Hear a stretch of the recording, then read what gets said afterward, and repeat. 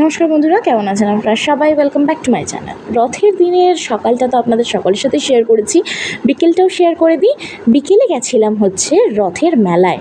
এখানে আমার বাড়ির একদম কাছে একটা রথের মেলা বসেছে, সেখানেই এসেছি। এখানে ছোট্ট জায়গার মধ্যে সারি সারি দোকান এত সুন্দরভাবে সাজিয়েছে, কিচ্ছু বলার নেই, ভীষণই সুন্দর। দেখুন কত সুন্দর সুন্দর ছোটোখাটো জিনিস দিয়ে সাজিয়েছে। এখান থেকে সুন্দর সুন্দর কাপস অ্যান্ড ক্রকারিজ, তারপর hair accessories, not only hair accessories, অনেক কিছু সাজাগোজার জিনিস, অনেক কিছু রেখেছে। তো যাই হোক, সেখান থেকে এবার একটু এগিয়ে আসি। এগিয়ে এসে দেখি খেলনার দোকান, কত কিছু, মানে অনেক কিছুই রেখেছে। যাই হোক, তারপরে কেনাকাটা একটু একটু করে চলে আসি জিলিপি কিনতে। জিলিপি কিনে নেওয়ার পর প্যাক করিয়ে নিয়ে বেরোবো বাড়ির দিকে।